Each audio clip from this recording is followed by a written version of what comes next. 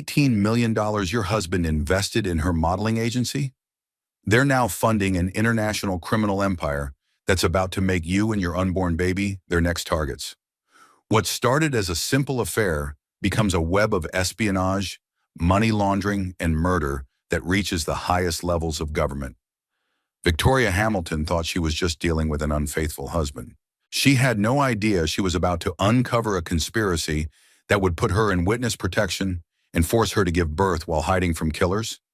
This is the story of how one woman's world collapsed in a single morning, and how she fought back to build something even stronger from the ashes. The coffee mug slipped from Victoria Hamilton's fingers.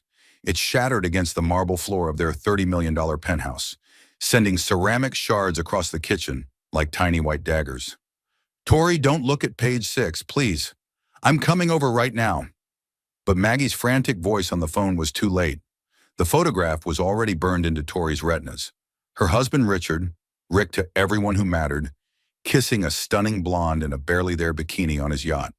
The caption underneath read, "Baby bump blues, billionaire trades pregnant wife for Instagram model."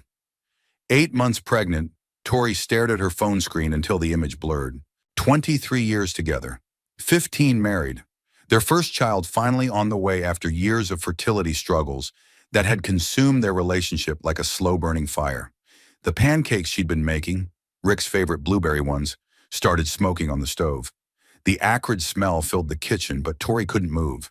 She stood frozen, one hand pressed against her swollen belly, the other clutching her phone with white knuckles. Her wedding ring caught the morning light streaming through the floor-to-ceiling windows.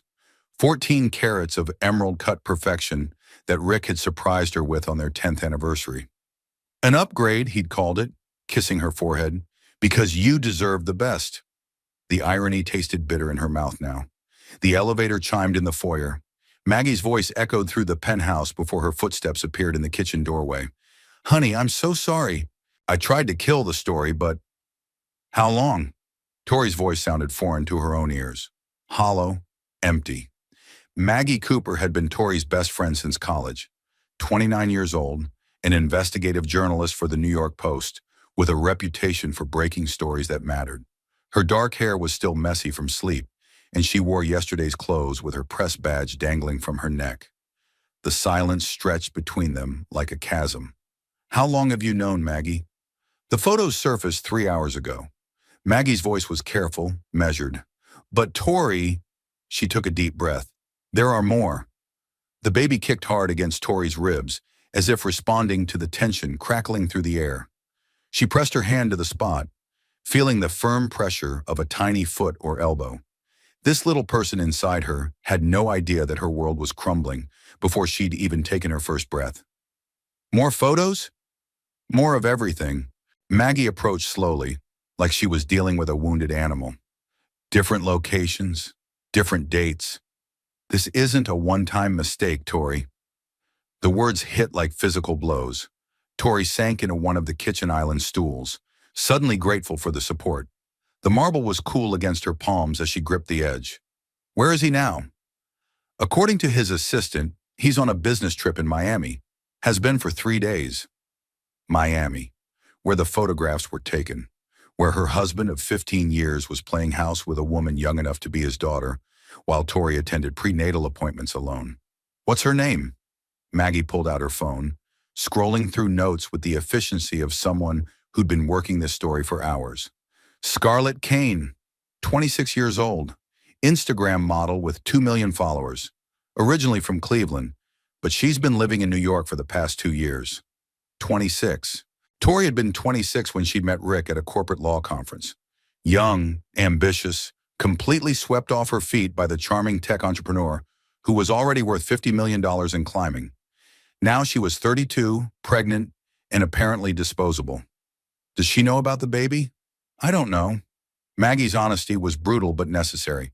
"But Tori, there's something else, something that doesn't add up about this girl." Before Maggie could elaborate, the elevator chimed again.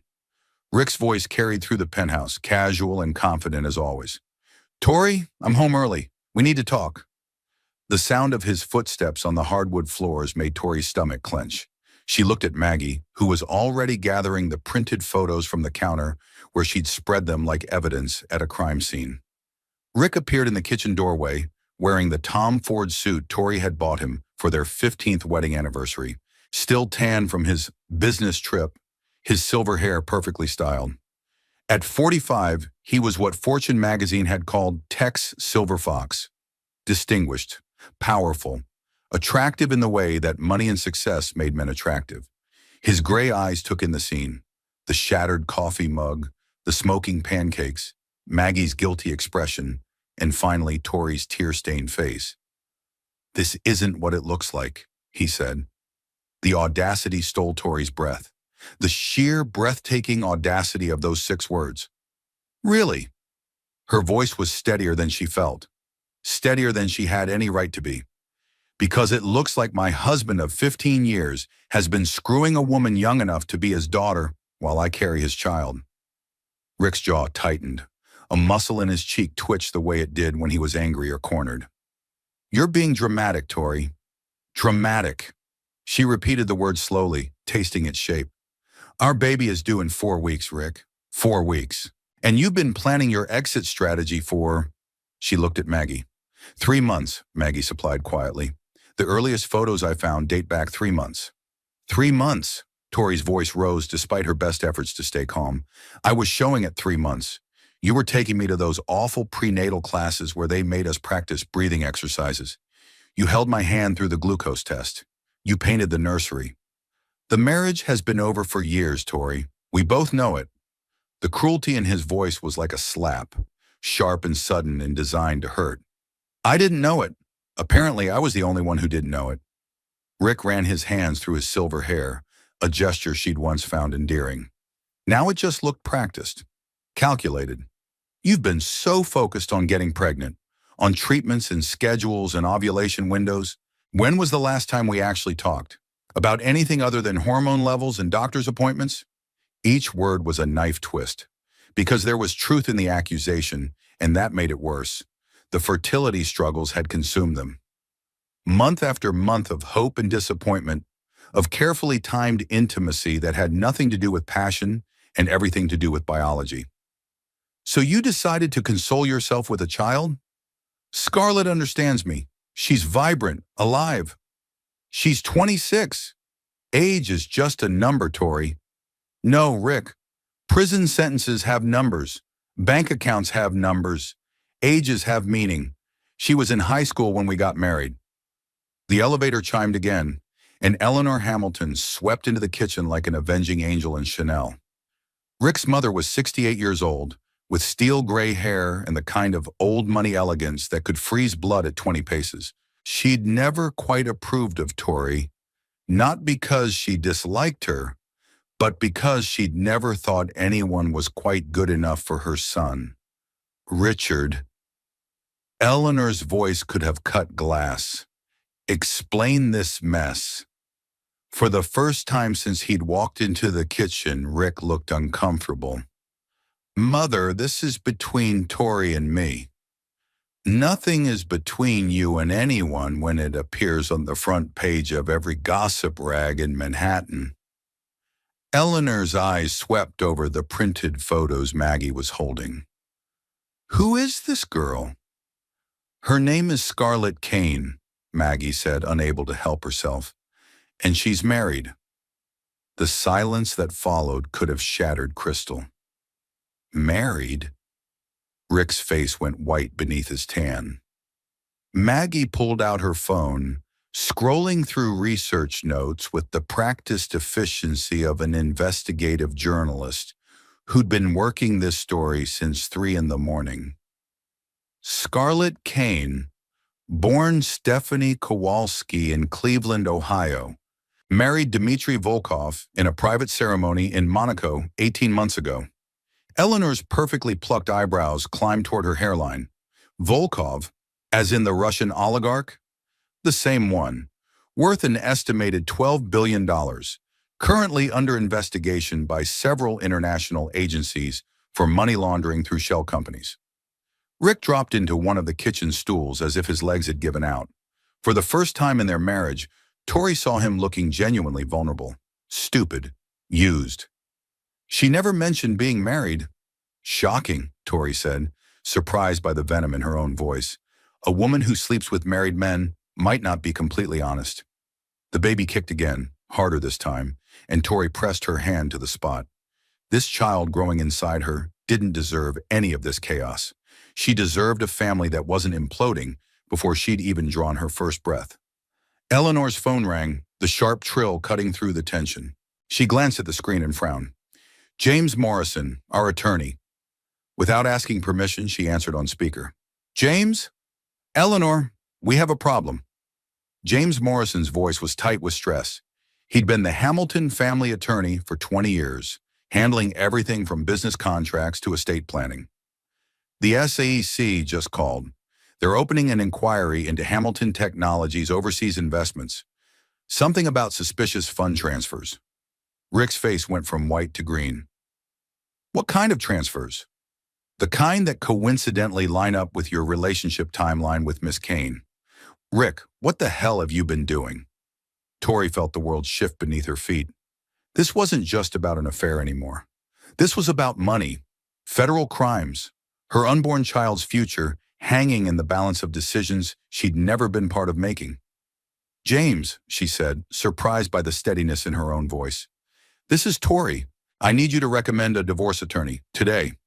Tori, please, Rick started. Today, James.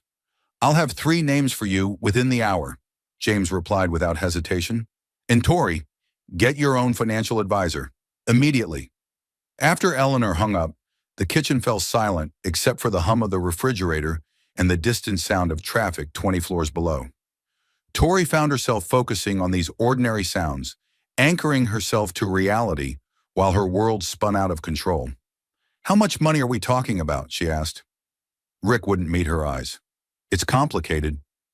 Uncomplicated. Maggie was taking notes, her journalist instincts overriding the awkwardness of witnessing her best friend's marriage implode.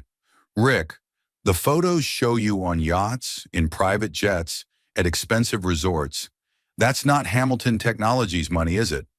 Some of it is. Rick's voice was barely above a whisper. I thought I was investing in Scarlett's modeling agency. She said she wanted to become independent, to build something of her own. Tori laughed, but there was no humor in it. You thought you were rescuing her. She said Volkov was controlling, dangerous, that she'd made a mistake marrying him for his money, and she wanted out. So you decided to be her white knight. I know how it sounds now, but it sounds like you destroyed our family because a pretty girl told you she needed saving. Eleanor, who had been uncharacteristically quiet, finally spoke. How much money, Richard? Rick's shoulders sagged. 18 million so far. The number hung in the air like a bomb waiting to explode. $18 million. More money than most people would see in 10 lifetimes, moved from their accounts to fund his midlife crisis. So far? Tori's voice was deadly quiet. She needed more for the final stages of establishing the agency. I was going to transfer another $50 million next week. $68 million total. Maggie's voice was flat with disbelief. Rick, you were about to give a woman you've known for 3 months $68 million. It was an investment. It was a con, Eleanor interrupted, and you fell for it completely. Tori stood up slowly, her hand braced against the small of her back, where the baby's weight had been causing her pain for weeks. She walked to the floor-to-ceiling windows overlooking Central Park, watching tiny figures move along the paths below. Normal people living normal lives where billionaire husbands didn't transfer millions to Russian oligarchs through their mistresses. Where is she now? Tori asked without turning around. Miami, Rick said. At least that's where she was yesterday. With Volkov? I don't know. She said he was in Europe on business. Maggie looked up from her notes. Volkov's yacht left Miami this morning. Coast Guard records show it's heading toward international waters. How do you know that? Rick asked. Because unlike you, I actually investigate the people I'm interested in before I give them millions of dollars.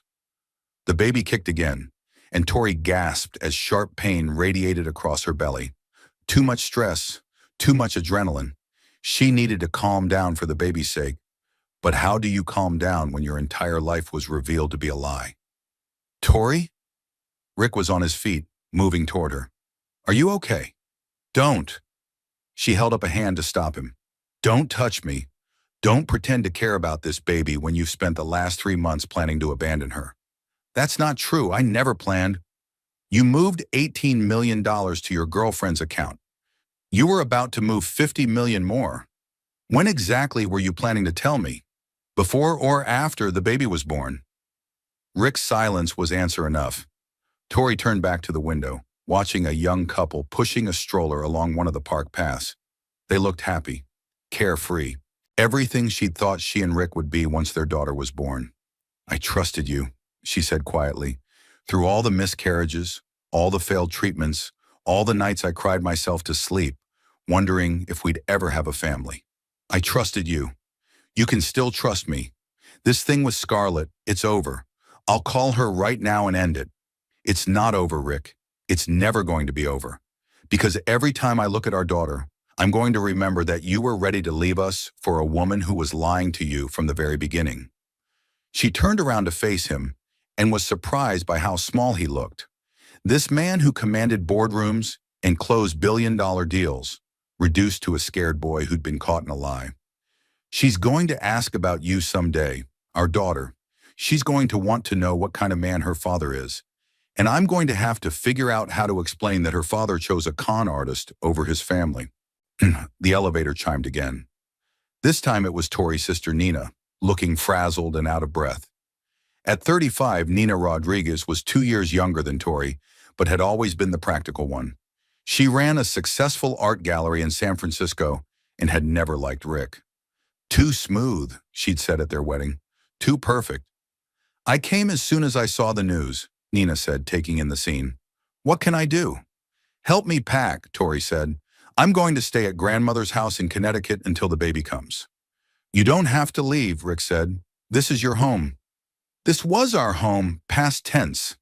Tori headed toward the elevator, her sister falling into step beside her. Have your lawyer call mine, Rick. We have a lot to discuss. As the elevator doors closed, Tori caught a glimpse of Rick standing in the kitchen, surrounded by the debris of their marriage. For a moment, she almost felt sorry for him.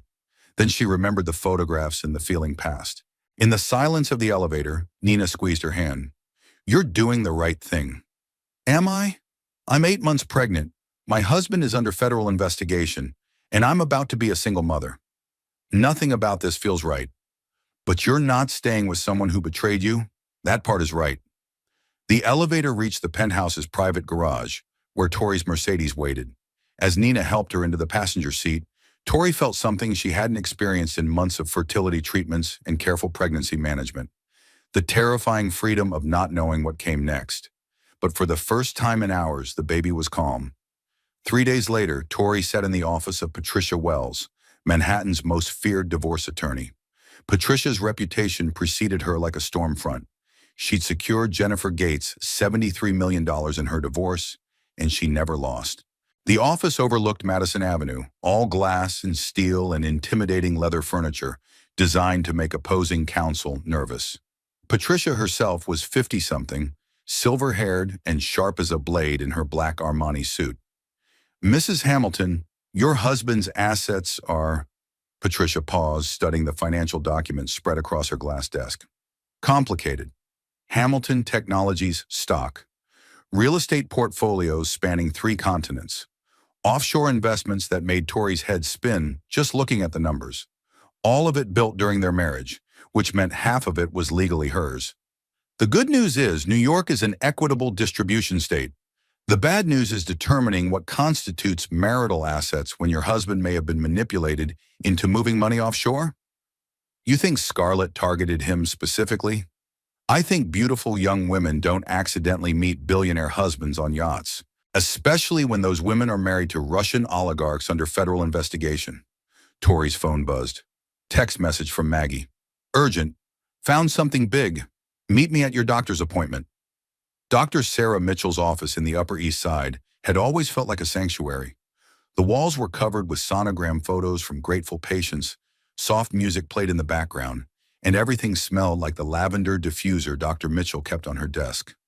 It was a place dedicated to new life and hope. Everything Rick's betrayal had tainted. How are we feeling today, Tori? Dr. Mitchell asked. but her eyes showed concern that went beyond medical. At 40, Dr. Mitchell had been Tori's OB/GYN for 3 years, guiding her through the fertility struggles and finally the successful pregnancy. She had warm brown eyes and gentle hands, and she'd been one of the few people who never made Tori feel broken during the months of failed treatments. Physically fine, emotionally destroyed. "I saw the news. I'm so sorry."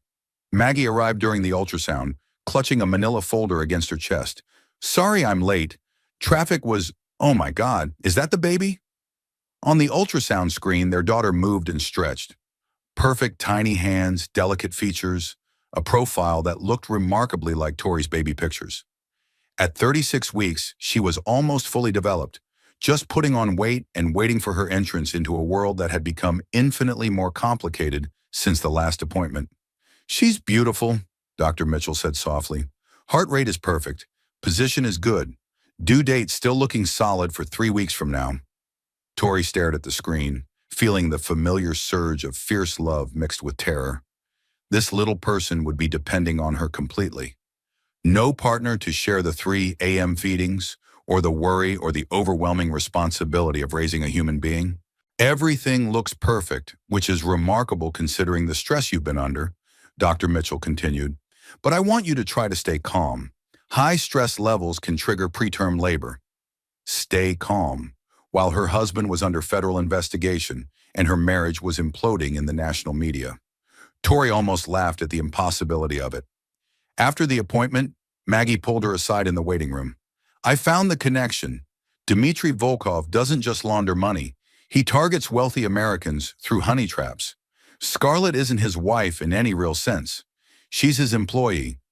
The folder contained surveillance photos, financial records, a web of deception that made Tori's head spin. Photos of Scarlett with other men, wealthy men, all of them married.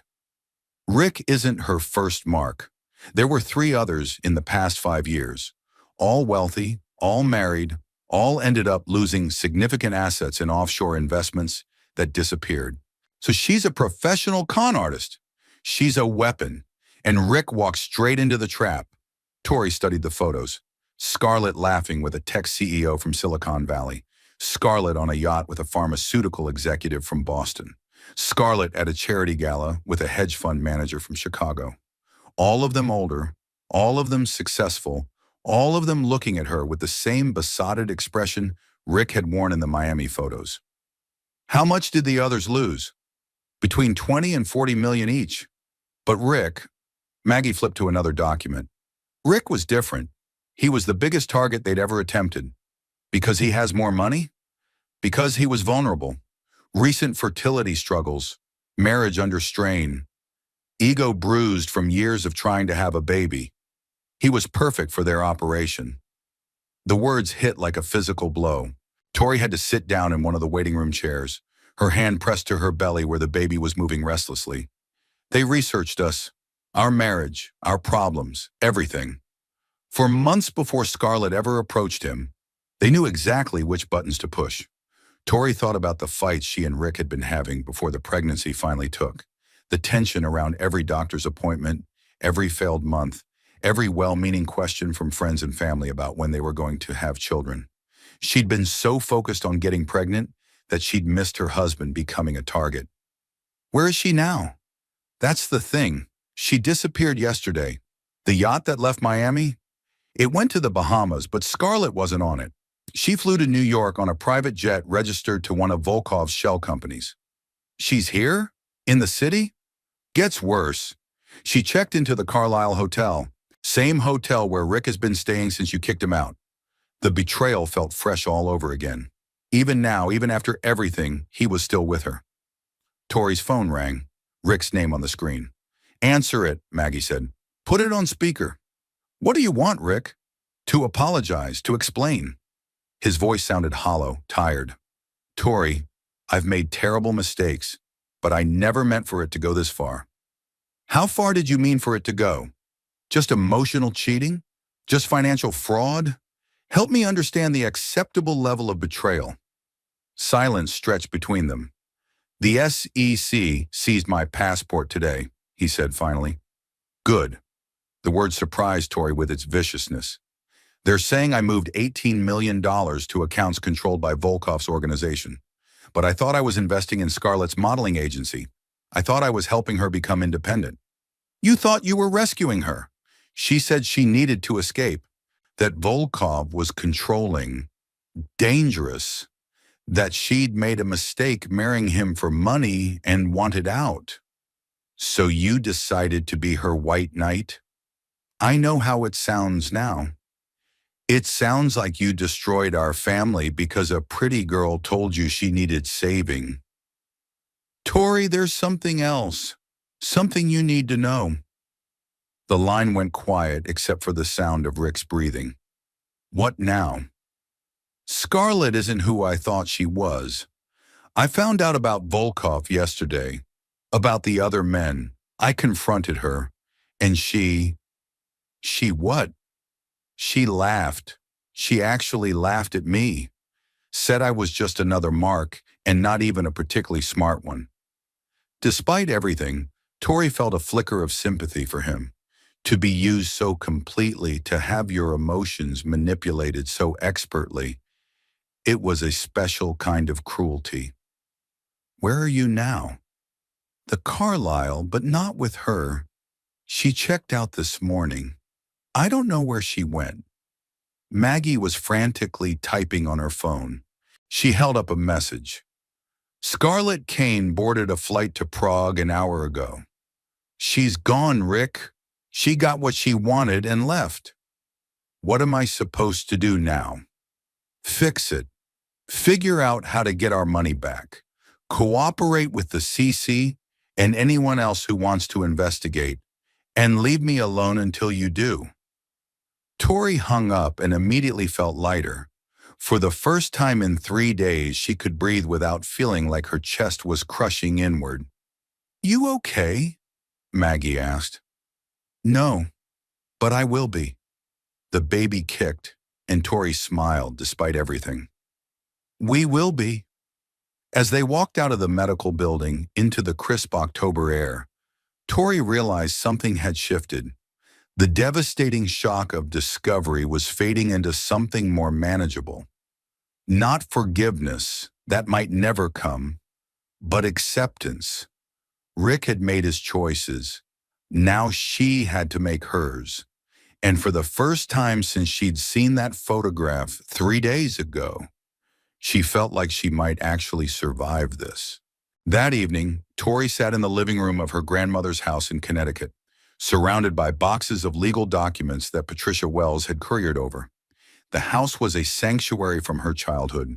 White clapboard siding, wide front porch, rooms filled with antiques and the smell of lavender. Her grandmother had left it to her 5 years ago, and Tori had always thought she'd bring her own children here someday for summer vacations. She'd never imagined she'd be hiding here while her marriage imploded. Nina was in the kitchen making tea, her presence both comforting and practical. Her sister had always been the steady one, the one who saw through people's facades and wasn't afraid to say what needed saying. The financial forensics team found something interesting, Tori said, reading from one of Patricia's reports. The money Rick transferred didn't go to Scarlett's modeling agency. It went to a shell company registered in the Cayman Islands. Let me guess, owned by Volkov? Owned by a company owned by a company owned by Volkov. It's like financial Russian nesting dolls. Nina appeared with 2 cups of chamomile tea. How much of it can be recovered? Maybe half, if we're lucky. The rest is probably already laundered through so many accounts it'll never be traced. Tori's phone buzzed with another call from Rick. She'd been ignoring them all day. You don't have to talk to him, Nina said. I know, but avoiding him won't make this go away. She answered on the 3rd ring. What now, Rick? FBI agents are here, at the hotel. They want to talk to me about money laundering and international fraud. Good. Maybe they can explain to you what the rest of us figured out 3 days ago. Tori, I'm scared. The admission surprised her. Rick Hamilton didn't get scared. He got strategic or angry or coldly logical, but never scared. Of what? Of going to prison, of losing everything, of never getting to know our daughter. You should have thought about that before you transferred millions to a Russian criminal organization. I know, God, I know how stupid I was. But Tori, there's something else. Something the agents told me that you need to know. What? Volkov isn't just a money launderer. He's suspected of murder. 3 people who tried to expose his operations in the past 2 years have died in suspicious accidents. Fear, cold and sharp, pierced through Tori's anger. What are you saying? I'm saying that by getting involved with Scarlett, I may have put you and the baby in danger. Nina was listening to every word, her face growing pale. How much danger? The agents won't say, but they want to put us both in protective custody until they can determine the scope of the threat. Us? There is no us anymore, Rick. Tori, please. Whatever you think of me, whatever I've done to our marriage, I can't live with myself if something happens to you or the baby because of my mistakes. The baby chose that moment to kick hard against Tori's ribs, as if she was listening to the conversation and didn't like what she was hearing. I'll call you back. Tori hung up and immediately dialed Patricia Wells. Tori, what's wrong? How dangerous is Dmitry Volkov? Patricia was quiet for a long moment. Dangerous enough that you should take the FBI's offer of protective custody seriously. You know about the offer? Agent Brooks called me an hour ago. They want to relocate you until they can assess the threat level. Tori looked around her grandmother's living room, at the family photos and comfortable furniture, and evidence of a life lived simply and safely. The idea of leaving this haven felt impossible. What would protective custody mean? Safe house, new identities temporarily, restricted contact with the outside world. It's not a small thing, Tori. For how long? Could be weeks, could be months. Depends on how quickly they can locate Volkov and determine whether he considers you a threat. The baby moved again, and Tori pressed her hand to the spot. 36 weeks pregnant, due in less than a month. The idea of giving birth in some sterile government safe house instead of the carefully planned birthing suite at Mount Sinai made her want to cry. What if I say no? Then you stay here, and we hope that Volkov considers this whole thing closed now that he has Rick's money. But you don't think he does. I think men like Volkov don't like loose ends, and I think Rick's cooperation with the FBI makes him a very dangerous loose end. Nina sat down beside Tori on the couch. What are you thinking? I'm thinking I never signed up for this. I never agreed to marry someone who would put our child in danger because he couldn't keep his pants zipped. So what do you want to do? Before Tori could answer, headlights swept across the front windows. A black SUV pulled into the driveway, followed by another. Expecting company? Nina asked. Tori wasn't, and in her current situation, unexpected visitors were not a good sign. The doorbell rang twice, followed by a firm knock. FBI Agent Brooks. Mrs. Hamilton, we need to talk. Nina looked at Tori. Decision time. Tori struggled to her feet, her hand braced against the small of her back. Every movement was an effort now, her body preparing for birth, while her world fell apart around her. Mrs. Hamilton, Agent Brooks called again.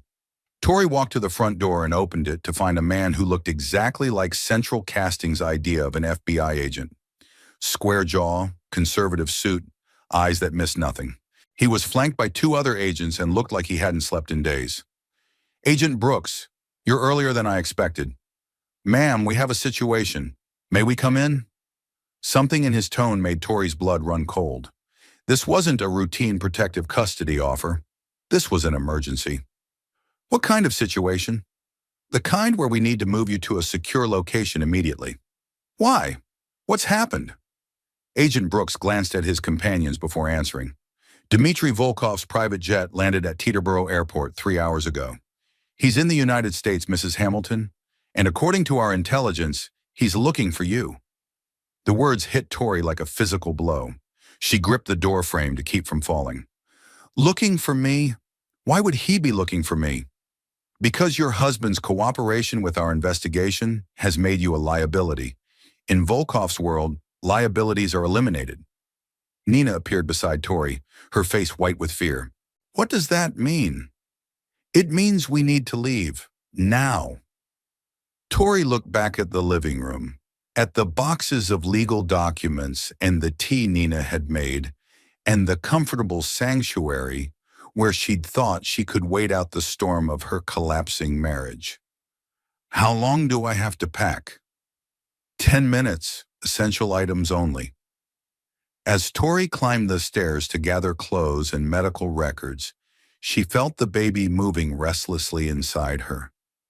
This little person, who was supposed to be born into safety and love, was instead being rushed into hiding because of her father's catastrophic mistakes.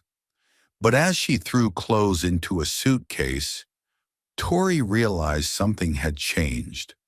The paralyzing shock of the past few days had crystallized into something harder and more focused. Anger. Pure, clean, righteous anger at Rick for putting them in this position. At Scarlett for her lies and manipulation. At Volkov for making her fear for her unborn child's safety. And beneath the anger, something else was growing. Something that felt like strength. She wasn't just a victim anymore.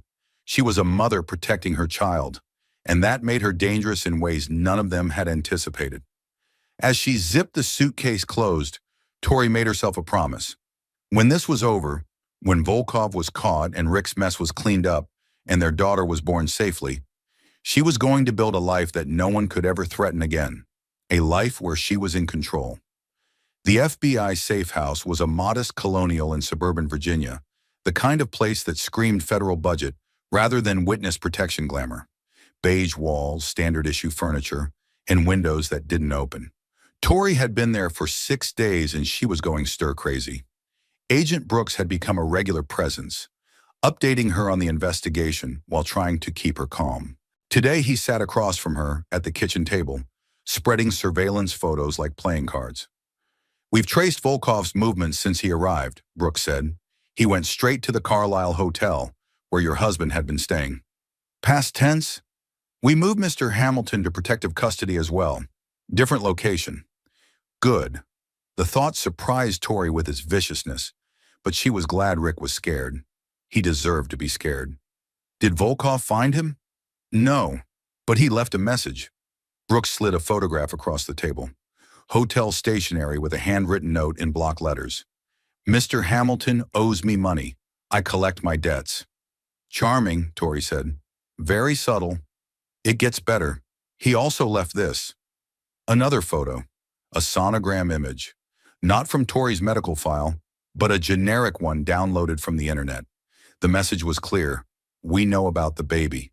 Tori's blood ran cold. She pressed her hand instinctively to her belly, where their daughter was running out of room and getting stronger every day. How did he get a sonogram? He didn't. It's a stock photo. But the implication is clear. That he's threatening my baby. That he wants us to think he's threatening your baby. There's a difference. Nina, who had insisted on staying with Tori despite the inconvenience, looked up from her laptop. What kind of difference? Volkov is a businessman, not a psychopath. Threatening pregnant women brings the kind of attention his operation can't afford. But making us think he might threaten you? That keeps the pressure on your husband to cooperate. So I'm just a pawn. You're leverage, which is why you're here instead of at home. Tori stood up and walked to the kitchen window, looking out at the small backyard, where 2 more agents pretended to be neighbors doing yard work. The October leaves were turning gold and red, and somewhere beyond the surveillance perimeter, normal people were living normal lives. How long does this go on? Until we locate Volkov and determine he's no longer a threat, or until he leaves the country. And if he doesn't leave? Brooks was quiet for a moment. Then we discuss more permanent relocation options. Permanent relocation. You mean witness protection. I mean keeping you and your daughter safe, whatever that takes. The baby kicked hard and Tori gasped. These weren't the gentle movements of early pregnancy anymore. At 37 weeks, their daughter was running out of room and making her displeasure known. Are you okay? Nina was on her feet immediately. Just tired, and tired of being tired. Tori sat back down carefully. I want to know everything about Scarlett Kane, not just the con artist version. Everything. Brooks hesitated. Why? Because she's the key to this whole thing. Volkov sent her to target Rick specifically. I want to know why. We've been investigating her background. I want to talk to her. That's not possible. She's in Prague, probably under Volkov's protection. Then find someone who knows her, someone who worked with her before she became a professional liar. Brooks exchanged a look with Nina. There might be someone, a photographer who worked with her in Cleveland before she moved to New York. He's been trying to cooperate with our investigation. Trying to? He's scared. Volkov's people have been asking questions about anyone who might know Scarlett's real identity. Bring him here. Tori, I'm not asking, I'm telling. This is my life, my daughter's life, and my husband's colossal stupidity that got us into this mess. I want answers, and I want them now. Something in her tone must have gotten through to Brooks, because he nodded slowly. I'll make some calls. Trafiu. 2 hours later, Marcus Webb sat in the safe house living room, fidgeting with a coffee cup and looking like he'd rather be anywhere else. He was maybe 30 years old, with the kind of carefully maintained stubble and vintage band t-shirt that screamed struggling artist. I only worked with Stephanie, that's what I knew her as, Stephanie Kowalski, for about 6 months, he said. This was 2 years ago when she first started modeling seriously. What was she like? Tori asked. Smart, ambitious, but also... Marcus paused, searching for words. There was something calculating about her, like she was always working an angle. Give me an example. She targeted older photographers, successful ones with connections. She'd date them just long enough to get introduced to their network, then move on to someone more useful. So the manipulation started early. Earlier than that, probably. She told me she'd been supporting herself since she was 16.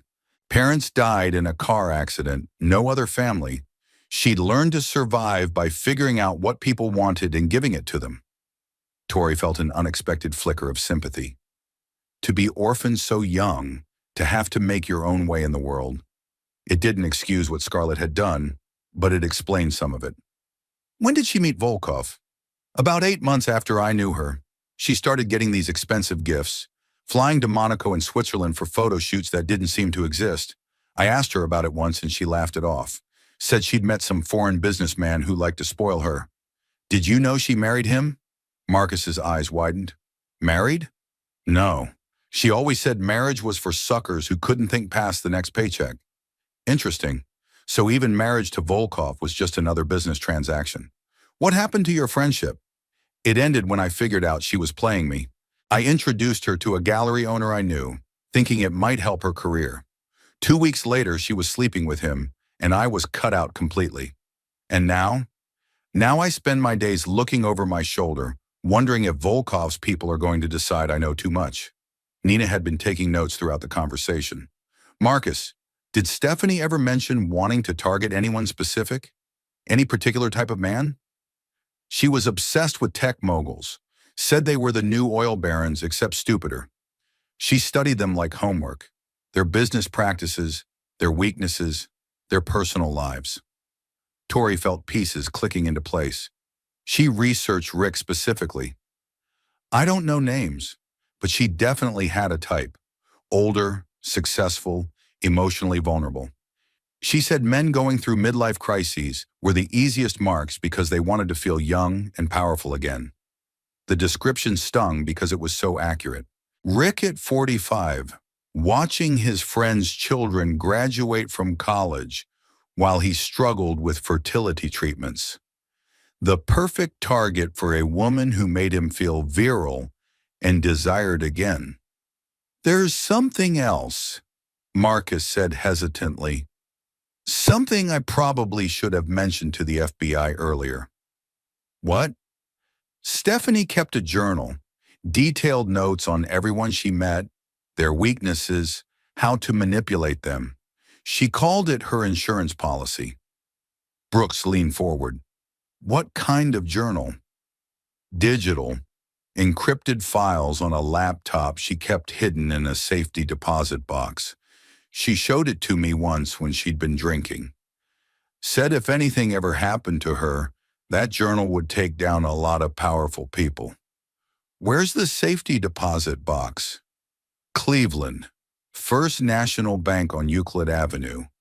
But I don't know the box number or how to access it. Tori looked at Brooks. Can you get it? If it exists, and if we can get a warrant. But it'll take time. How much time? Days, maybe weeks.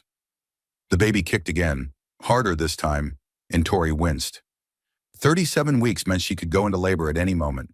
The idea of giving birth while Volkov was still hunting them made her stomach clench. I don't have weeks, she said. None of us do. As if summoned by her words, Brooks's phone rang. He answered on the second ring, his face growing grim as he listened. When? He said. How many? He hung up and looked at Tori with an expression that made her blood run cold. What now? Volkov's people just raided your penthouse in Manhattan. They didn't find anything, but the message is clear. What message? He's done being patient, and he's done pretending this is just about money. Outside, the October wind picked up, rattling the windows of the safe house. Tori pulled her sweater tighter around her shoulders and tried not to think about how small and vulnerable their daughter would be when she was born. But beneath the fear, that new feeling was growing stronger. Anger, pure and clean and focused. Volkov had made this personal, and he had no idea what he'd unleashed. That night, alone in the sterile bedroom of the safe house, Tori sat in the dark and tried to make sense of her life. 37 weeks pregnant, hiding from Russian criminals, married to a man who'd destroyed their family for a woman who'd never existed. The baby moved restlessly, responding to Tori's stress. She pressed her hand to the spot where a tiny foot or elbow poked against her ribs. I'm sorry, little one, she whispered. This isn't what I planned for you.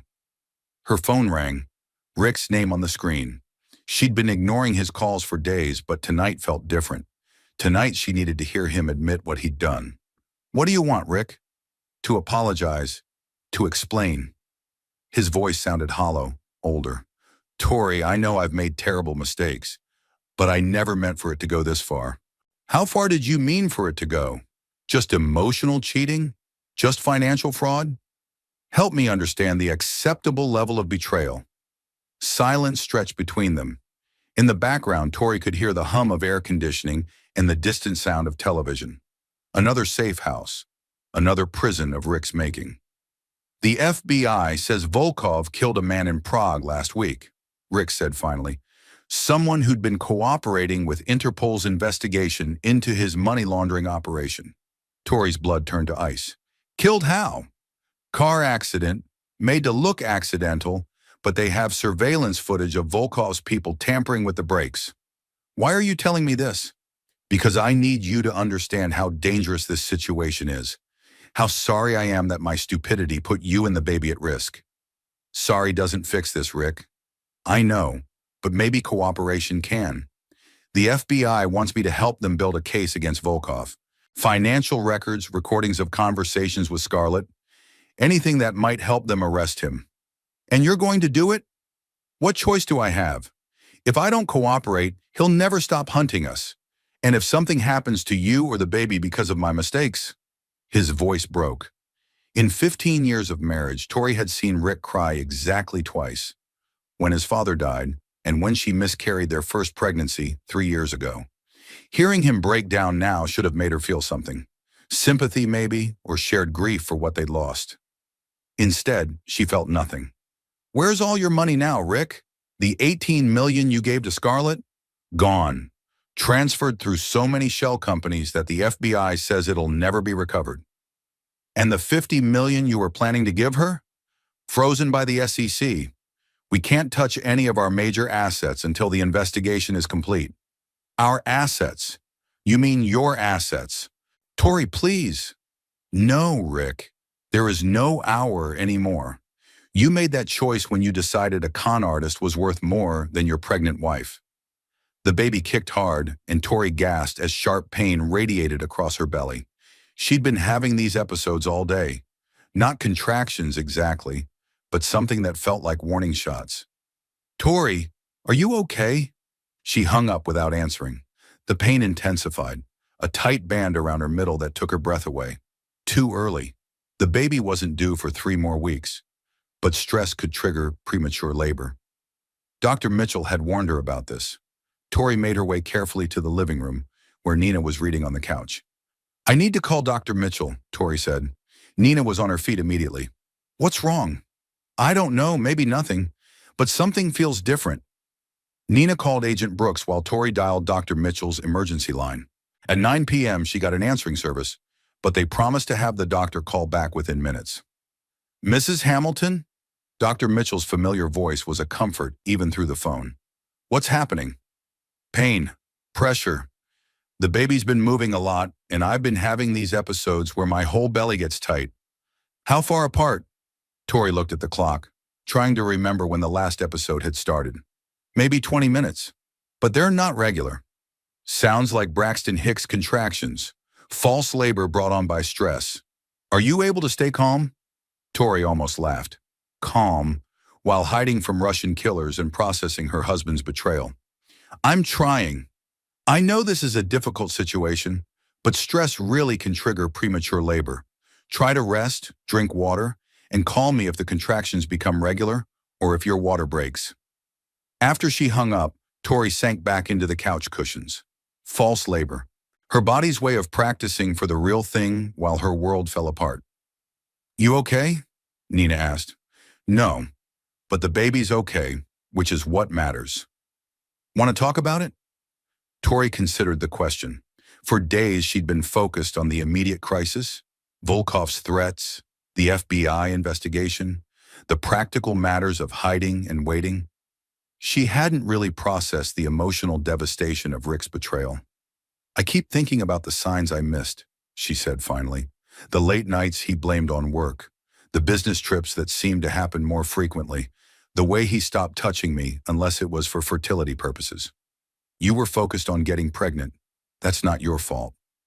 But I knew something was wrong. Deep down I knew. And I chose to ignore it because I was so desperate to have a baby that I was willing to pretend everything was fine. That doesn't make you responsible for his choices, doesn't it? If I'd confronted him 6 months ago, maybe none of this would have happened. Maybe he never would have been vulnerable to Scarlett's manipulation. Nina sat down beside her. Or maybe he would have left you then instead of now, and you'd be dealing with all of this while going through a divorce and fighting for custody.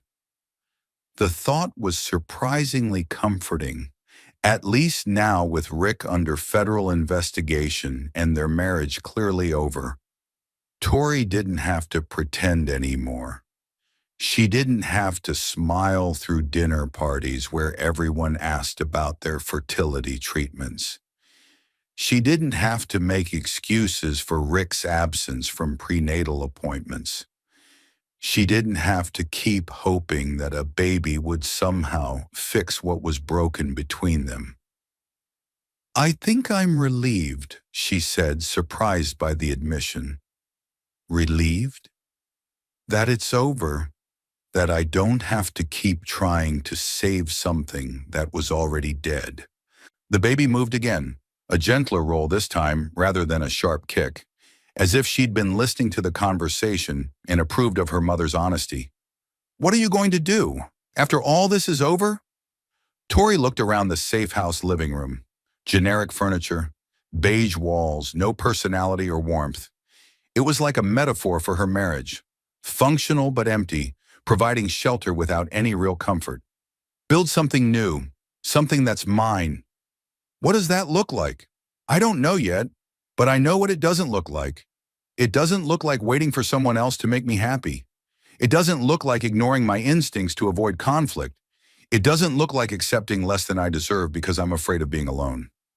Another pain hit, but this one felt different, stronger, more purposeful. Nina, Tori said carefully, I think you should call Agent Brooks. Why? Because I think this baby has decided she's done waiting for her father to fix his mistakes. As Nina reached for her phone, Tori felt something she hadn't experienced in months. Clarity. Whatever came next, labor, Volkov's threats, the aftermath of Rick's betrayal, she would handle it. Not as half of a broken marriage, but as herself. For the first time in years, that felt like enough. The contractions turned out to be false labor after all, but the scare had been enough to make Agent Brooks request a medical evaluation, which was how Tori found herself at George Washington University Hospital at 10 p.m., being examined by a doctor who looked like he was barely old enough to drive. "Everything looks normal," Dr. Patterson said, checking the fetal monitor. "Baby's heart rate is perfect, cervix is still closed, but you're at 37 weeks, which means she could decide to make her appearance anytime." Define anytime. Tonight, next week, 3 weeks from now. Babies have their own schedules. As if to prove his point, their daughter chose that moment to deliver a particularly strong kick that made the monitor spike. "She's active," Dr. Patterson observed. "She's been like this for days. I think she's responding to stress." "Yours or hers?" "Both, probably." The doctor made notes on Tori's chart. "I'm going to recommend modified bed rest until this situation resolves. No unnecessary stress, plenty of fluids, and call immediately if contractions become regular." Back at the safe house, Tori was settling into bed when Agent Brooks knocked on her door. "Mrs. Hamilton, there's someone here who wants to talk to you." "At 11 p.m.? She insisted. "Says she has information about Scarlett Kane that could help the investigation." Tori struggled back into her robe and made her way to the living room, where a young woman sat nervously on the couch. She was maybe 24, with blonde hair and the kind of polished appearance that screamed expensive maintenance. Everything about her looked familiar. "Mrs. Hamilton, I'm Ashley Morrison. I used to work with Stephanie, Scarlett, in New York." "Work with her how?" "I was her roommate, and sometimes her partner." Brooks looked up from his notes. "Partner in what?" "In the cons, the targeting of wealthy men. I was her backup plan." Tori sat down carefully, her hand braced against her lower back. "Explain that." Ashley twisted her hands in her lap. "Stephanie would identify targets and make initial contact, but if things went wrong, if a mark got suspicious or violent, I would step in, create a distraction, provide an alibi, sometimes even seduce a different target to confuse the situation. And you came forward now because? Because Dmitry Volkov is looking for anyone who worked with Stephanie. My name was in her apartment when the FBI raided it. I figure I'm probably next on his list." Brooks leaned forward. "What can you tell us about Volkov's operation?"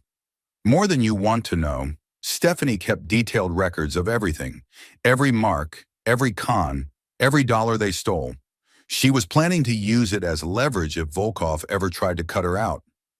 "Where are these records?" "That's the thing. She never told me exactly where she kept them, but I know they exist. She used to joke about having enough information to destroy half the billionaires in America." Tori felt a chill. "What kind of information?" "Financial records, personal secrets, evidence of other illegal activities she discovered while gaining access to their accounts. Stephanie wasn't just stealing money, she was collecting blackmail material." "On my husband?" Ashley nodded reluctantly. "Mr. Hamilton was supposed to be the biggest score yet, not just because of his money, but because of his business connections. Stephanie spent months researching his company, his associates, his government contracts." "Government contracts?" "Hamilton Technologies has deals with the Department of Defense, cybersecurity systems, encrypted communications, things that would be very valuable to foreign governments." Brooks was taking rapid notes. "Are you saying Volkov was using Scarlett to gain access to classified information?" "I'm saying Stephanie was way over her head with this one. She thought she was just running a romance con for money. She didn't realize Volkov was planning to use her access to Rick's systems for espionage." The baby kicked hard and Tori gasped. The implications were staggering. Rick hadn't just been manipulated into giving away their money, he'd potentially compromised national security. How much did Scarlett know about the espionage angle? At first, nothing, but she figured it out when Volkov started asking specific questions about Mr. Hamilton's work. That's when she decided to disappear. She's hiding from Volkov? She's terrified of him. The romance con was supposed to be clean. steal some money and move on. But once espionage got involved, people started dying. Tori thought about the photographer Marcus Webb, how scared he'd look just talking about Scarlett. How many other people were hiding from Volkov's reach?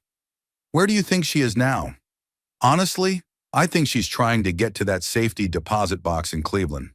If she can retrieve her insurance files, she might have enough leverage to negotiate her way out of this. Brooks stood up. We need to get to Cleveland first. Already on it, Ashley said. I know which bank, and I think I know how to access the box. How?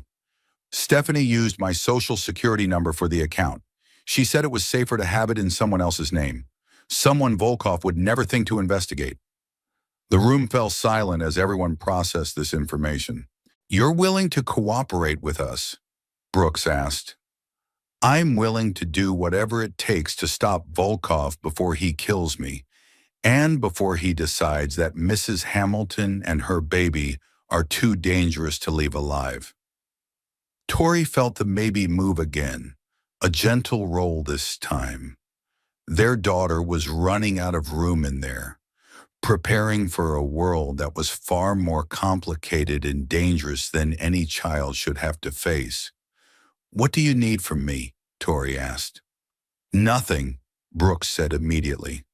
You stay here, stay safe, and let us handle this. That's not going to work. Mrs. Hamilton, no, this started with my husband's stupidity, but it's become about my family's safety. I'm not sitting on the sidelines anymore. Nina looked alarmed.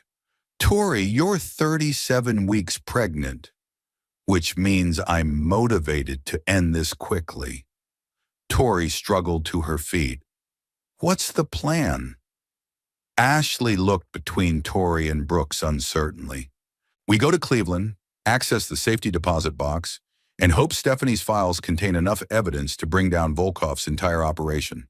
And if they don't, then we're all in a lot more trouble than we thought. The baby kicked again, and this time Tori smiled. Their daughter was strong, active, ready to fight her way into the world. Maybe it was time for her mother to show the same determination. When do we leave? We? Brooks shook his head. Mrs. Hamilton, you're not going anywhere near Cleveland. Then you're not getting access to that safety deposit box, because I'm the only one with the motivation to see this through. Brooks looked like he wanted to argue, but something in Tori's expression stopped him. Outside, the wind picked up again, rattling the windows. But inside the safe house, for the first time in days, Tori felt like they had a plan.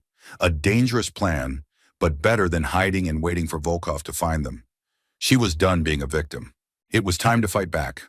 The flight to Cleveland took 2 hours, but to Tori it felt like an eternity. 37 weeks pregnant, strapped into a government plane, with Ashley Morrison and Agent Brooks, flying toward what might be their only chance to stop Volkov. You sure you're okay? Nina asked for the 10th time. Tori shifted in her seat, trying to find a comfortable position. I'm pregnant, not dying, and this baby isn't going anywhere until we finish this. Ashley looked nervous, picking at her manicured nails. What if the files aren't there? What if Stephanie moved them? Then we figure out what comes next, Tori said. But we don't assume failure before we try. Agent Brooks was on his phone with the Cleveland field office, coordinating security for their arrival. The plan was simple. Get to the bank, access the safety deposit box, and hope Scarlett's insurance files contained enough evidence to destroy Volkov's operation. Simple plans, Tori had learned, were usually anything but. The plane touched down at Burke Lakefront Airport just after noon. 2 black SUVs waited on the tarmac, along with 4 more FBI agents who looked like they'd rather be anywhere else. Mrs. Hamilton, Agent Torres introduced himself. Cleveland field office. We've secured the bank and cleared the surrounding area. Any sign of Volkov's people? Not yet, but we're operating under the assumption they're watching. The drive to First National Bank took 20 minutes through downtown Cleveland. Tori stared out the window at the ordinary city streets, wondering how many other people were going about their normal Tuesday afternoon without knowing that Russian criminals were potentially lurking in their neighborhood. The bank was a solid limestone building from the 1920s, the kind of place that projected old-fashioned stability and discretion. Perfect for hiding secrets. Inside, the manager, a nervous man named Peterson, led them to the safety deposit box area. Ashley signed the necessary paperwork with hands that shook slightly. "Box number 473, Peterson said, inserting his key. "Ms. Morrison will need to use her key as well." Ashley produced a small silver key from her purse. "Stephanie gave this to me 6 months ago. Said if anything ever happened to her, I should get the box and disappear." "But you didn't."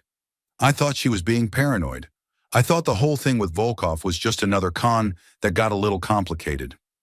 The box slid out of the wall with a metallic scrape. Inside was a laptop, several flash drives, and a thick manila envelope. "That's it," Ashley breathed. "That's her insurance policy." Agent Brooks carefully photographed everything before removing it from the box. The laptop was password protected, but the flash drives were labeled Hamilton, Morrison, Blackwood, Chen.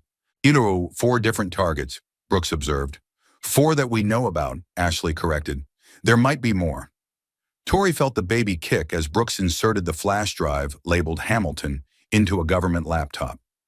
Files cascaded across the screen: financial records, email transcripts, even audio recordings. "She recorded everything," Tori whispered. "Stephanie was thorough. She said rich men always underestimated beautiful women, so they said things around her they'd never say to a business partner." One of the audio files was labeled Rick July 15 Yacht. Brooks clicked on it, and Rick's voice filled the small room. "The DoD contract is worth $300 million over 5 years. Encrypted communications for overseas operations. It's the kind of thing that could make or break Hamilton Technologies." Scarlett's voice responded, honey-sweet and interested. "That sounds incredible. How do you manage security for something that sensitive? Multiple layers of encryption, isolated servers, biometric access controls. We're essentially building a private internet for military communications." Tori felt sick. Rick had been discussing classified contracts with a Russian operative, and he'd been too infatuated to realize the danger. "There's more," Ashley said quietly, pointing to another file. "Financial records showing money transfers from Hamilton Technologies to Volkov's shell companies. Rick wasn't just giving Stephanie his personal money. He was funneling company funds through fake consulting contracts. The implications were staggering: corporate espionage, money laundering, and potentially treason. Rick hadn't just destroyed their marriage. He destroyed his company and possibly compromised national security. Brooks was already on his phone, calling Washington. "We need a full counterintelligence team. This is bigger than money laundering." "Ah." The baby kicked again, harder this time, and Tori gasped. Sharp pain radiated across her belly, different from the false labor she'd experienced before. "Tori!" Nina was immediately at her side. "I'm okay. The baby's really active today." But as another pain hit, Tori realized this might not be stress or false labor. This might be the real thing. "Agent Brooks," she said carefully, "how long before we can get back to Washington?" "Couple hours. Why?" "Because I think this baby has decided she's done waiting for us to finish cleaning up her father's mess." The pain intensified, and Tori gripped the edge of the table. Definitely contractions, and they were getting stronger.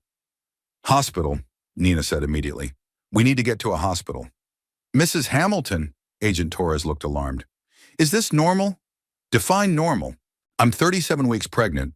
We just discovered my husband is potentially guilty of treason, and I'm standing in a bank vault holding evidence that could start an international incident. Nothing about this is normal." But as another contraction hit, Tori realized something had shifted. The fear and uncertainty that had dominated her thoughts for weeks was crystallizing into something else: determination. This baby was coming whether they were ready or not. Volkov's threats, Rick's betrayal, the FBI investigation. None of it mattered compared to the fact that her daughter had decided it was time to enter the world. "Cleveland Clinic is 10 minutes away," Agent Torres said, already coordinating with his team. As they helped Tori to the SUV, she looked back at the bank where Scarlett's files were being secured. Evidence that would probably send Rick to prison. Evidence that would destroy what was left of their life together. but also evidence that would stop Volkov and keep their daughter safe. The baby kicked again, and Tori smiled despite the pain. "Hold on, little one," she whispered. "Let's finish this first." Cleveland Clinic's maternity ward was a controlled chaos of nurses, doctors, and medical equipment that should have been reassuring, but mostly just highlighted how far from home they were. Tori lay in a hospital bed, connected to monitors that tracked both her contractions and the baby's heart rate, while FBI agents coordinated security in the hallway outside. 4 centimeters dilated, Dr. Chen announced after examining her. "This baby is definitely coming, but you've got several hours yet." Several hours. Time for Volkov to track them down. Time for Rick to make even more catastrophic decisions. Time for everything to go wrong. "How long does labor usually take?" Agent Brooks asked from his position by the window. "For first babies, anywhere from 12 to 20 hours, Dr. Chen replied. "But every birth is different. 12 to 20 hours. Tori closed her eyes and tried to focus on breathing through the next contraction. Nina sat beside the bed, holding Tori's hand. "You're doing great. I'm giving birth in a Cleveland hospital while hiding from Russian killers. I don't think great covers it." Brooks's phone buzzed with an update from Washington. His expression grew grim as he read. "What now?" Tori asked. "Good news and bad news. Good news, the files from Scarlett's safety deposit box contain enough evidence to indict Volkov and several of his associates. Bad news, Volkov knows we have them." "How?" "Ashley Morrison wasn't as innocent as she claimed. She's been feeding information to Volkov's people for months." Tori felt another contraction building, but this pain was different, sharper, more personal. "She played us. She played everyone, including Scarlett, apparently. The recordings show that Ashley was supposed to eliminate Scarlett once the Hamilton con was complete." "Eliminate how?" "Permanently." The contraction peaked, and Tori gripped Nina's hand hard enough to leave marks. When it passed, she found her voice again. "Where is Ashley now?" "Gone. Slipped away from our people at the airport. But Mrs. Hamilton, there's something else. Something you need to know before this baby arrives." Tori braced herself. After everything they discovered, she wasn't sure she could handle another revelation. "Your husband isn't just guilty of money laundering and corporate espionage. He's been cooperating with Volkov's people for months, providing them with classified information in exchange for protection from prosecution." The words hit like a physical blow. "That's not possible." The financial records show payments from Volkov's organization to Rick's personal accounts, dating back 8 months. He wasn't a victim of the con, he was a willing participant. Tori stared at the ceiling, processing this final betrayal. Rick hadn't just been seduced by a beautiful woman, he'd actively betrayed his country, his company, and his family for money. How much money? $50 million transferred over 6 months through various shell companies. Another contraction hit, stronger than before. But beneath the physical pain, Tori felt something else building. Not fear or despair, but a cold, clean anger that burned away everything except clarity. "Agent Brooks," she said when the contraction passed, "I want to talk to my husband." "Mrs. Hamilton, you're in labor. I want to talk to him now, before this baby is born, before I have to figure out how to explain to my daughter that her father is a traitor." Brooks hesitated, then nodded. "I'll set up a video call." 5 minutes later, Rick's face appeared on the laptop screen. He looked haggard, older, his silver hair unkempt and his eyes red-rimmed. Behind him, Tori could see the sterile walls of what was obviously another government facility. "Tori, are you okay? Brooks said you're in labor." "I'm in labor in a Cleveland hospital because your Russian friends are trying to kill me. So no, Rick, I'm not okay." A contraction built, and Tori breathed through it while staring at her husband's face on the screen. When it passed, she continued. "I know about the $50 million. Rick's face went white. "Tori, I can explain." "Explain what?" "That you've been selling classified information to foreign criminals? That you weren't just an unfaithful husband but an actual traitor?" "It's not what it looks like." It looks like you sold out your country for money while your pregnant wife attended doctor's appointments alone. What part am I misunderstanding? Rick's shoulders sagged. For the first time in 15 years of marriage, Tori saw him look completely defeated. It started as insurance, he said quietly. When the Scarlet thing began, I realized I might need protection if it went bad. Volkov offered to make some of my legal problems disappear in exchange for information. What legal problems? Hamilton Technologies has been under SEC investigation for 6 months. Accounting irregularities, inflated stock prices, misrepresented earnings. If it came out, the company would have collapsed. Another piece of the puzzle clicked into place. So you decided to commit treason instead of facing bankruptcy. I was trying to protect us, our future, the baby's future. You were protecting yourself. Tori's voice was steady despite the pain building in her lower back. And you destroyed everything in the process. Dr. Chen appeared at her bedside, checking the monitors. How are the contractions? Getting stronger. How much longer? You're at 6 centimeters, moving faster now. Maybe 4 more hours. 4 hours? Time for this conversation to end and for Tori to focus on bringing their daughter into a world that Rick had made infinitely more complicated. Rick, she said, looking back at the screen, I want you to listen very carefully. Tori, please. Our daughter is going to be born in the next few hours. When she is, I don't want you anywhere near her until this mess is completely resolved. You can't keep me from my child. I can and I will. You're under federal investigation for treason, espionage, and money laundering. You're not exactly father of the year material. I love you, both of you. Everything I did was to protect our family. No, Rick, everything you did was to protect yourself. If you'd loved us, you never would have put us in danger. The pain was intensifying, but Tori felt clearer than she had in months, maybe years. When this baby is born, she's going to have my name. Cooper, not Hamilton. Tori, Grace Eleanor Cooper. That's her name. She doesn't get to carry the name of a traitor. Brooks appeared in the frame beside Rick. Mrs. Hamilton, we need to wrap this up. There's been a development. What kind of development? Volkov's people have been spotted in Cleveland. We need to move you to a more secure location. I'm in labor. I can't exactly relocate right now. Then we secure this floor and hope for the best. Another contraction hit, stronger than any before. Tori gripped the bed rails and breathed through it, focusing on the knowledge that each pain brought her closer to meeting her daughter. Rick, she said when she could speak again, I want you to know something. What? I forgive you. His face crumpled with relief. But I'll never trust you again, and I'll never let you hurt our daughter the way you hurt me. She nodded to Brooks, who ended the video call. Rick's face disappeared, leaving only the blank screen and the sound of medical equipment monitoring Tori's progress toward motherhood. You okay? Nina asked. No, but I will be. Dr. Chen checked her progress again.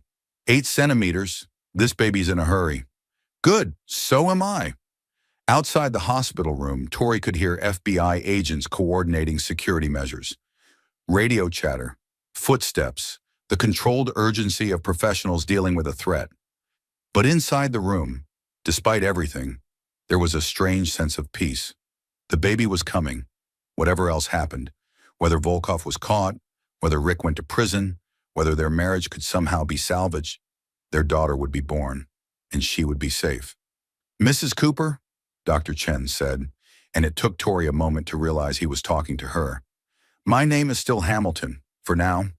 Mrs. Hamilton, then. We're going to need to move you to the delivery room soon. Tori nodded and closed her eyes, focusing on the strength building in her body.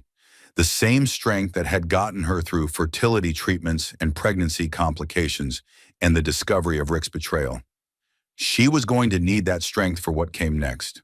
Raising a daughter alone, rebuilding her life from scratch, learning to trust herself again. But first, she had a baby to deliver. And despite everything else that was falling apart, that felt exactly right. Grace Eleanor Cooper was born at 3:47 a.m. on October 23rd, weighing 7 pounds and 2 ounces, with dark hair like her mother's and her father's stubborn chin. She entered the world screaming, as if she had strong opinions about the circumstances of her birth and wasn't afraid to voice them. "She's perfect," Dr. Chen said, placing the baby on Tori's chest. Tori looked down at her daughter, this tiny person who had fought her way into existence despite Russian oligarchs and federal investigations, and a father who'd betrayed everything he'd claimed to value. Grace opened her eyes, dark blue and alert, and seemed to take in her mother's face with serious consideration. "Hello, baby girl," Tori whispered. "You're safe now." Nina was crying. Agent Brooks, who had maintained professional composure through money laundering investigations and international espionage, looked suspiciously emotional as he watched the new mother and daughter. "Any word on Volkov?" Tori asked, not taking her eyes off Grace. "Arrested 2 hours ago in Detroit. Turns out Ashley Morrison really was working for us. She was an undercover FBI agent who'd been tracking Volkov's organization for 18 months. Tori looked up sharply. "What?" "She led Volkov straight into a trap.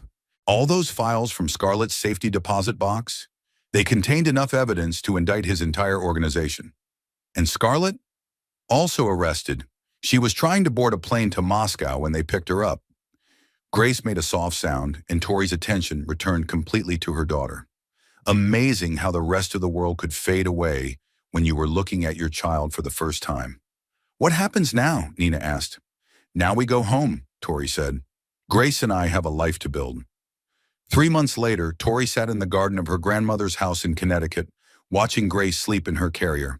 The October trees were bare now, November frost covering the lawn, but the house felt more like home than the Manhattan penthouse ever had. The federal investigation had concluded with Rick's cooperation. He'd pleaded guilty to money laundering and corporate espionage, receiving a sentence of 6 months in minimum security prison, followed by 5 years of probation. Hamilton Technologies had collapsed, its government contracts revoked, and its stock worthless. But the evidence he'd provided had helped the FBI dismantle Volkov's entire network.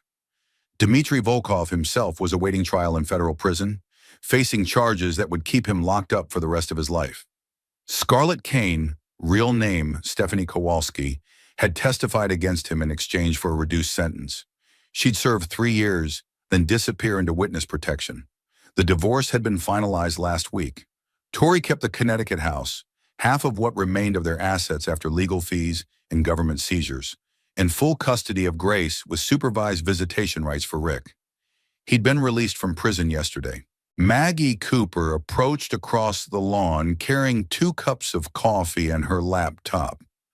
She'd spent the past 3 months working on an investigative series about Russian influence operations in American businesses.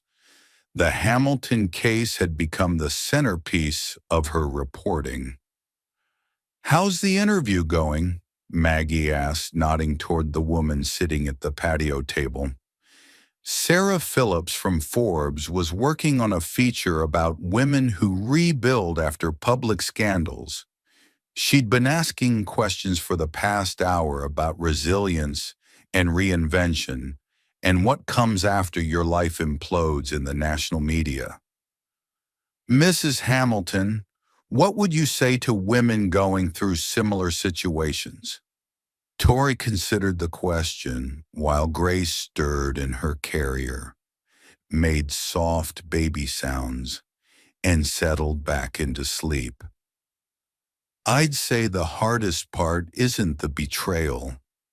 It's realizing you participated in your own deception, that you ignored signs, made excuses, chose to believe convenient lies because the truth was too painful to face. Do you regret trusting your husband?" "I regret not trusting myself. I knew something was wrong months before I saw that first photograph, but I was so focused on getting pregnant, on saving our marriage through a baby, that I didn't listen to my own instincts." "What's next for you and Grace?" Tori looked down at her daughter, now awake and alert, taking in the world with curious dark eyes. "Grace and I are building something new. I'm starting a foundation that provides legal support for women whose assets are frozen during federal investigations. Turns out there are more of us than you'd think." The interview continued for another 20 minutes. Questions about forgiveness, complicated. About whether she'd take Rick back, absolutely not. About whether she thought their marriage could have been saved, not by a baby, which had been her mistake. After the reporter left, Maggie settled into the garden chair. How do you really feel about Rick coming to visit tomorrow? Nervous, but not about him, about Grace missing out on having a father who's actually present. He's been requesting visits every week since he got out. Prison has a way of clarifying priorities. Rick arrived the next morning with flowers for Tori, still apologizing, and a mobile for Grace's room, trying to be useful. He looked different, thinner, older, but also somehow more solid, less polished. The silver fox charm had been replaced by something more genuine, though Tori wasn't sure she trusted it. How was your week? She asked, a question that would have been automatic during their marriage but felt strange now. Good. I started working with a nonprofit that helps white-collar convicts reintegrate into society. Turns out there are skills from the business world that translate to helping people rebuild their lives. Ironic career choice. Informed career choice. He settled into the chair beside Grace's carrier, talking to his daughter in the soft voice Tori had never heard him use with adults. Grace responded with coos and hand movements, already recognizing her father's voice despite their limited contact. She's growing so fast. Every day something new. They sat in comfortable silence, watching their daughter discover her own hands. The anger that had consumed Tori for months had settled into something more manageable. Not forgiveness exactly, but acceptance. I saw the Forbes article announcement, Rick said. I'm proud of you. Don't. Don't what? Don't try to take credit for my success by association. I'm not rebuilding because of you. I'm rebuilding despite you. He nodded, chastened. You're right. I just meant you're going to help a lot of people. Grace started fussing, and Tori lifted her, settling her against her shoulder. The baby quieted immediately, content in her mother's arms. She's lucky to have you, Rick said quietly. She's lucky to have me learning to trust myself again. As Rick left that afternoon, Tori didn't watch from the window. Instead, she focused on Grace, on the foundation paperwork spread across the kitchen table, on the life they were building together. Her phone buzzed with a text from Maggie. Dinner tomorrow? I have news about a story I'm working on. Corporate fraud in the pharmaceutical industry. Might be perfect for the foundation. Tori typed back, Yes, Grace and I will be there. She looked down at her daughter, now sleeping peacefully in her arms. What do you think, baby girl? Ready to help save the world? Grace opened one eye, as if considering the question, then settled back into sleep. Tori took that as a yes. 6 months later, the Cooper Foundation had helped 43 women navigate federal investigations that had frozen their assets. Tori's story had become a case study in rebuilding after betrayal, and requests for interviews came weekly. But the real victory was smaller and more personal. It was Grace's first smile, her first laugh, the way she reached for her mother when she was scared or tired.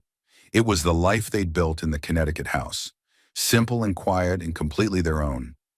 Rick visited every Sunday, and slowly, carefully, he was building a relationship with his daughter. Not the relationship of a traditional family, but something new and honest and based on the reality of who they all were now. The foundation office was in the renovated barn behind the house, and Tori often worked with Grace sleeping in a carrier beside her desk. It wasn't the life she'd planned, but it was better than the life she'd lost. More real, more hers. On a warm spring afternoon, as she watched Grace try to crawl across the living room carpet, Tori's phone rang, unknown number. This is Tori Cooper. Mrs. Cooper? This is Jennifer Gates. I read about your foundation in Forbes, and I'd like to discuss a rather substantial donation. The call lasted an hour. By the end of it, the Cooper Foundation would be able to help thousands of women instead of dozens. After she hung up, Tori sat on the floor beside Grace, who had managed to army crawl her way to a stuffed elephant and was now trying to eat its ear. Big news, baby girl. We're going to be able to help a lot more people. Grace looked up at her mother with bright, intelligent eyes and babbled something that sounded remarkably like agreement. Tori had learned to trust herself again. She'd learned that losing everything sometimes meant gaining yourself.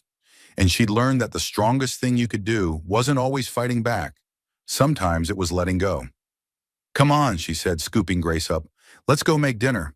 We have a lot of work to do." As they walked to the kitchen, Tori felt something she hadn't experienced in years. Complete contentment with her life exactly as it was. Not perfect, not planned, but entirely, authentically hers. And for Grace Eleanor Cooper and her mother, that was more than enough. It was everything. If this story of betrayal, resilience, and the strength of a mother protecting her child resonated with you, smash that like button and let me know in the comments what you think Victoria should have done differently. Share this with someone who needs to hear that it's possible to rebuild after everything falls apart. And don't forget to subscribe for more incredible true stories of ordinary people facing extraordinary circumstances. Trust me, you won't want to miss what's coming next.